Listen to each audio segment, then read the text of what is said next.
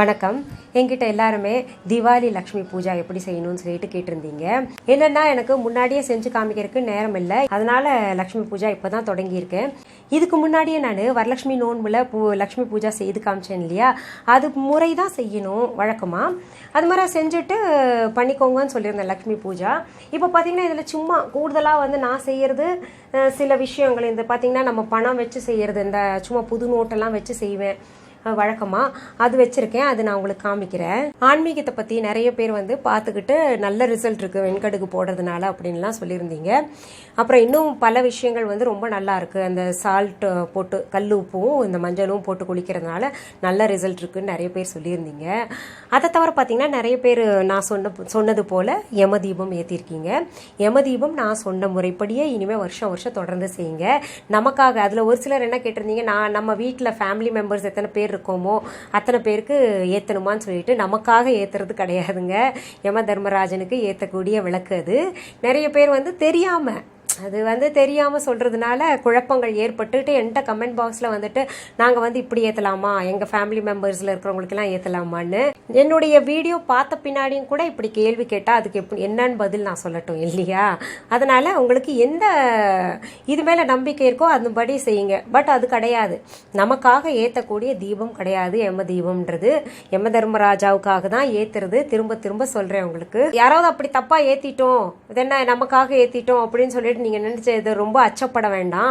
இது அடுத்த முறையிலிருந்து திருத்திட்டு செஞ்சுக்கலாம் இல்லையா? இப்போது நான் மகாலட்சுமி தாயார் எவ்வளோ அலங்காரம் பண்ணியிருக்கேன் பாருங்கள். நான் வரலட்சுமி நோம்பு புக் பண்ணல, அதே மாதிரி தான் அவங்களுக்கு இந்த தடவை ட்ரெஸ் தான் வேறு நேரத்தில் வாங்கியிருக்கேன். பழம் எல்லாம் அதே மாதிரி தான். அதில் பெரிய தீபம் சொன்னேன் இல்லையா, 1/4 லிட்டராவது எண்ணெய் இல்லாட்டி நெய் ஊற்றி வைக்கணும்னு. நான் நெய் ஊற்றி வச்சுருக்கேன் பாருங்கள். பெரிய தீபம் அது விடிய விடிய தானாக நின்றுட்டா தான் உண்டு இந்த விளக்கு. இப்போது பிள்ளையார் வச்சுருக்கேன். நான் இதெல்லாம் லக்ஷ்மி பூஜைக்குன்னு எப்போவுமே வச்சுருப்பேன் அந்த மாதிரி. அப்புறம் ஸ்ரீ சக்கரம் வச்சுருக்கேன். இங்கே பாருங்கள், குலதெய்வம் வச்சுருக்கேன் செம்பில் தண்ணி வச்சு. நிறைய பேர் குலதெய்வம் பற்றி கேட்டிருந்தீங்க, செம்பில் எப்படி தண்ணி வைக்கணும். அதாவது என்ன பண்ணுறீங்க, நிறைய புது சப்ஸ்கிரைபர்ஸ் எல்லாம் வந்துக்கிட்டு என்கிட்ட கேட்குறீங்க இது எதுக்குன்னு சொல்லிட்டு. அதுக்குன்னு தனியாக போட்டிருக்கேன் நான் எல்லாமே. குலதெய்வத்தை பற்றியெல்லாம் போட்டிருக்கேன், அதை போய் பார்த்து தெரிஞ்சுக்கோங்க. இங்கே லக்ஷ்மி குபேரர் உட்கார வச்சுருக்கேன். நிறைய பேர் கேட்டிருந்தீங்க யந்திரம் வைக்கலையான்னு. லக்ஷ்மி குபேரர் யந்திரம் பாருங்கள் இங்கே இருக்குது. நம்பர்ஸ் வைக்கலையான்னு நிறைய பேர் கேட்டிருந்தீங்க. அந்த நம்பர்ஸ் எல்லாம் வச்சு செய்கிறது ப்ராப்பராக செய்யணும். அது இல்லைன்னா கூட பிரச்சனை இல்லை. அது நிறைய பேர் கேட்டிருந்தீங்க வைக்கலையான்னு சொல்லிட்டு. மற்ற எல்லா சாமிக்கும் புது துணி பாருங்க. அங்கே மீனாட்சி தாயாருக்கு புது துணி, புது பாவாடை. நான் சொன்னேன் இல்லையா, நமக்கு வாங்குறப்போ துணி எல்லாத்தோட முன்னாடி நம்ம சாமிக்கு தான் வாங்கணும்னு சொல்லிட்டு. இங்கே பாருங்கள், பாபா கூட நான் புது துணி வாங்கியிருக்கேன்.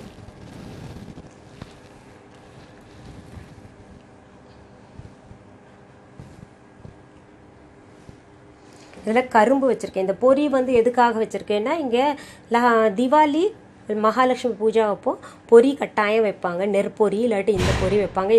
தேன் வச்சுருக்கேன். பால் பாயாசம் அண்ட் கோதுமை லட்டு வச்சுருக்கேன். பச்சரிசி பால் பாயாசம். இங்கே கரும்பு வைக்கணும் கட்டாயம். கரும்பு கிடச்சது வச்சுட்டேன். இங்கே பழங்கள் வச்சுருக்கேன். வெத்தலைப்பாக்கு, பூ, பழம், மஞ்சள் குங்குமம். இது பார்த்திங்கன்னா தாமரை மணி மாலை. இந்த தாமரை மணி மாலை வச்சு தான் நான் மகாலட்சுமி தாயாருக்கு பூஜை பண்ணும்போது இந்த மந்திரங்கள் சொல்லும்போது அதை தான் பயன்படுத்துவேன். இப்போ ஒவ்வொரு சுவாமிக்கும் பார்த்திங்கன்னா ஒவ்வொரு மாலை யூஸ் பண்ணணும். துளசி மாலை ஒருத்தருக்கு, இந்த மாதிரி இதுன்னு தாமரை மணி மாலை ஒருத்தருக்கு, அந்த மாதிரி நிறைய மாலை மாற்றி யூஸ் பண்ணணும். நம்ம அவங்களுக்கு பூஜை செஞ்சு காமிச்சேன் இல்லையா குபேரர் பூஜையில், அந்த மாதிரி பூஜை செய்ய போகிறேங்க. அதுக்கு பாருங்கள், இந்த மாதிரி காயின் நிறைய பேர் என்கிட்ட கேட்டிருந்தீங்க. இது கோல்டு பிளேட்டட் காயின். இது எத்தனை காலம் ஆனாலும் கூட ஒன்றும் ஆகாது. நான் கிட்டத்தட்ட பார்த்தீங்கன்னா ஒரு 5-6 வருஷமாக வச்சுருக்கேன், ஒன்றும் ஆகலை. அந்த ஷைனிங் பாலிஷ் எல்லாம் போவே இல்லை, அப்படியே இருக்குது. இந்த காயின் எனக்கு கிடச்ச உடனே உங்களுக்கு சொல்கிறேன். இப்போ டிஸ்கிரிப்ஷன் பாக்ஸில் கான்டாக்ட் நம்பர் போட்டிருப்போம் நாங்கள், வேணுங்கிறவங்களுக்கு. அது கான்டாக்ட் பண்ணிவிட்டு, அந்த நம்பர் கான்டாக்ட் பண்ணிவிட்டு சொல்லுங்கள் காயின் வேணுங்கிறவங்க. அதே மாதிரி இந்த குபேரர் சிலையும் பார்த்தீங்கன்னா சிலர் கேட்டிருக்கீங்க. இந்த குபேரர் சிலையும் கான்டாக்ட் பண்ணுங்கள், இதுவும் கிடைக்கும். இது எத்தனை தடவை வாஷ் பண்ணாலும் இந்த குபேரர் சிலை ஒன்றும் ஆகாது, இது இம்போர்ட்டடு. இப்போ இதுக்கு அடுத்தது பார்த்திங்கன்னா நான் மகாலட்சுமி தாயாரையும் வேண்டிட்டு கொஞ்ச நேரம் பூஜை பண்ண போகிறேன். அப்புறம் வந்து இதுக்கு லக்ஷ்மி குபேரருக்காக மந்திரங்கள் சொல்லி பூஜை பண்ண போகிறேங்க. சரி, உங்களுக்கு இப்போ நான் எப்படி அலங்காரம் காமிச்சேனோ உங்ககிட்ட என்ன பொருள் இருக்கோ வீட்டில் அதை வச்சு பண்ணால் போகிறோங்க. நான் இத்தனை பொருளும் வச்சுட்டு தான் நம்ம பூஜை பண்ணணுமான்னா நான் வந்து சொல்கிறது உங்களுக்கு சிம்பிளாக பண்ணுங்கன்னு தான் சொல்லுவேன்.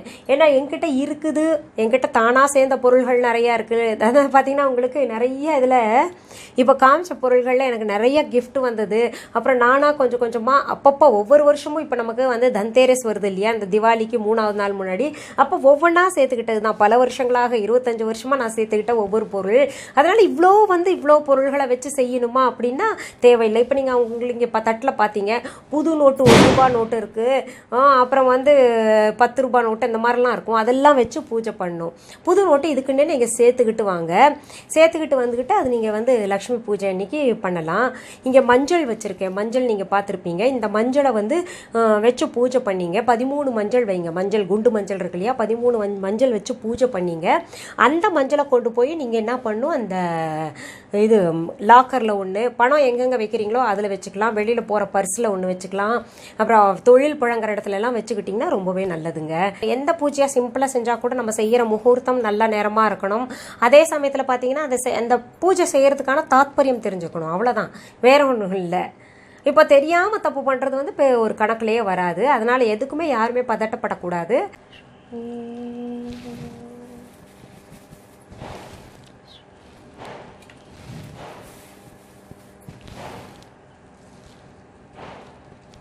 இப்போது நான் மகாலட்சுமி தாயாருக்கு வந்து 108 தடவை ஜபம் பண்ணிட்டேன்.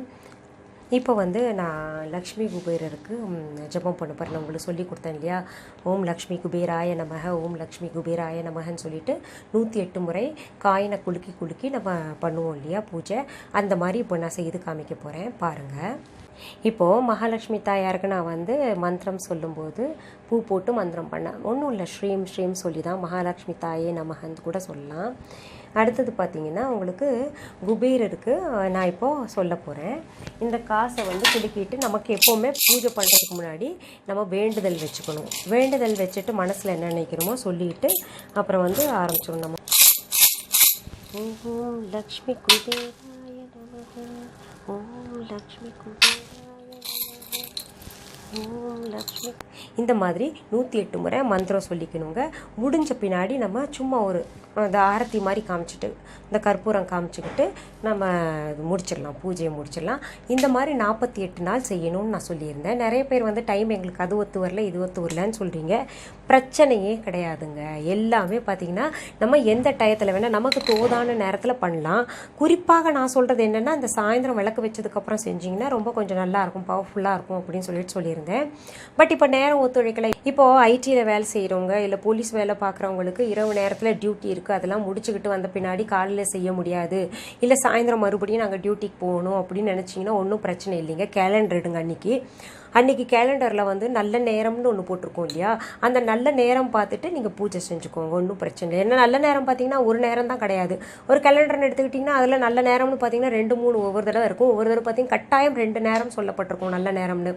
அதில் பார்த்திங்கன்னா ஒரு சில நேரங்கள் வந்து மதியம் கூட அமையும். மதியம் பார்த்திங்கன்னா எல்லாருக்குமே கொஞ்சம் வசதியாக இருக்கும்னு நினைக்கிறேன். அந்த நேரம் கூட தேர்ந்தெடுத்துக்கிட்டு செய்யலாம். இப்போது சஷ்டி விரதம் பற்றி நிறைய பேர் கேட்டிருக்கீங்க. நாங்கள் கேரிங்காக இருக்கோம், நாங்கள் இருக்கலாமான்னு சொல்லிட்டு. அந்த மாதிரி வேண்டாங்க. கேரிங்காக இருக்கும்போது நோன்பு இருக்க வேண்டாம், விரதம் இருக்க வேண்டாம். மற்றபடி நீங்கள் முருகனை கும்பிடுறது சாதாரணமாக கும்பிடலாம். இன்னொன்று கேட்டிருக்கீங்க, இந்த பீரியட்ஸ் டைம்லலாம் செய்யலாமான்னு. பீரியட்ஸை தள்ளி போடலாமா இல்லை செய்யலாமா அப்படின்னு சொல்லிட்டு கேட்டிருக்கீங்க. தள்ளி போடாதீங்க. எப்போவுமே இயற்கையாக வரக்கூடியது தள்ளி போடுறதுனால அதனால் கூட நம்ம என்ன கேட்குறோமோ குழந்தைய வேண்டிட்டு தான் நம்ம வந்து பூஜை பண்ணுறோம். அதுவே வந்து இல்லாமல் போகிறதுக்கு அந்த தள்ளி போகிறதுக்கான டேப்லெட் எல்லாம் சாப்பிட்றது வந்து ஆகிடும். அது வேண்டாம். அப்புறம் வந்து பீரியட்ஸ் டைமில் செய்யக்கூடாது, அதனால் விட்டுருங்க, அதை விட்டுருங்க நீங்கள். அதனால் என்ன பண்ணுங்கள், இன்னொரு ஆப்ஷன் இருக்குது. மாதம் ஷஷ்டின்னு வருது இல்லையா, ஷஷ்டி நாள்னு என்னன்னு பாருங்கள். முருகனுக்குரிய நாள் வருது. அந்த ஷஷ்டி நாள் அன்றைக்கி மாதம் வேணால் விரதம் இருக்கலாம். இதுக்கு காம்பன்சேட் பண்ணுறதுக்கு அது பண்ணலாம் நம்ம. இன்னொன்று என்கிட்ட கேட்டிருக்கீங்க, விடிய 6 நாளும் நாங்கள் முழிக்கணுமா மேடம் அப்படின்னு கேட்டிருக்கீங்க. அப்படியெல்லாம் கிடையவே கிடையாதுங்க. அது வந்து நம்ம எடுத்துக்கொள்கிறது. இப்போ பார்த்திங்கன்னா சாதாரணமாக எழுதுனதை வச்சு படிச்சுட்டு அப்படியே சொல்கிறதுக்கும் நம்ம உள்ள அர்த்தம் எடுத்து சொல்கிறதுக்கும் நிறைய வேறுபாடு இருக்குது. இருக்குது. அதாவது என்னென்னா பகல் நேரத்தில் தூங்கக்கூடாது, அதுதான் உண்மையான சொல்லப்பட்டது. பகல் நேரத்தில் பார்த்திங்கன்னா தூங்கவே கூடாது 6 நாளும். அது மட்டும் கண்ட்ரோல் பண்ணிக்கோங்க. நைட்டு தாராளமாக நீங்கள் வந்து தூங்கலாம். இன்னொன்று கணவன் மனைவி அப்போ வந்து சேரலாமா அப்படின்னு கேட்டிருக்காங்க. என்ன கேட்டால் கொஞ்சம் தவிர்த்துட்டிங்கன்னா நல்லது. ஏன்னா விரதம் வந்து 6 நாள் சரியாக கடைப்பிடிச்சிடலாம்.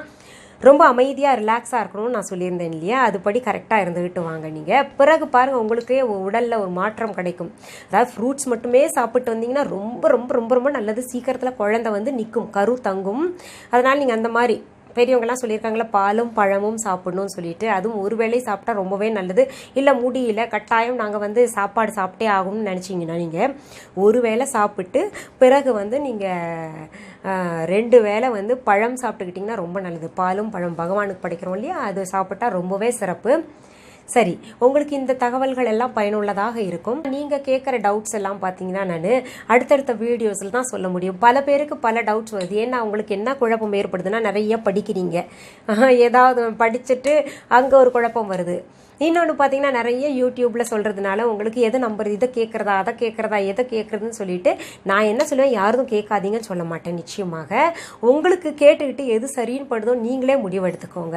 நிறைய பேருக்கு வந்து என்ன ஒரு கேள்வி எழும்போன்னா, இந்த பூஜையெல்லாம் பண்ணிவிட்டு மகாலட்சுமி பூஜையை பண்ணுறோன்னு வைங்களேன், இந்த பொருளெல்லாம் வச்சுருக்கோம் இங்கே, அப்படி பூஜை செஞ்சோன்னா அந்த மகாலட்சுமி பூஜை பண்ணிவிட்டு அடுத்த பொருளெல்லாம் எப்போ எடுக்கணும் அப்படின்னு சொல்லிட்டு அனுப்பிங்க. அடுத்த நாள் நல்ல நேரம் பார்த்துட்டு கற்பூர ஆரத்தியெல்லாம் காமிச்சிக்கிட்டு நம்ம எடுத்துடலாம். அப்படி இல்லைன்னா என்ன பண்ணுங்க, 3வது நாள் தான் நம்ம எடுக்கணுங்க. 3வது நாள் எடுக்கிற வரைக்கும் நம்ம தீபம் வந்து ஏற்றிக்கிட்டு வழக்கம் போல் பூஜை ரூமில் ஏற்றுவோம் இல்லையா, அந்த மாதிரி எல்லாம் ஏற்றிக்கிட்டு பூஜை பண்ணிக்கிட்டே வரணும். 3வது நாள் எடுத்து வச்சிடலாம். எல்லா பூஜையெல்லாம் நகர்த்திடலாம் இங்கேருந்து. அடுத்த எபிசோடில் வேற ஒரு தலைப்போடு நான் உங்களை சந்திக்கிறேன்.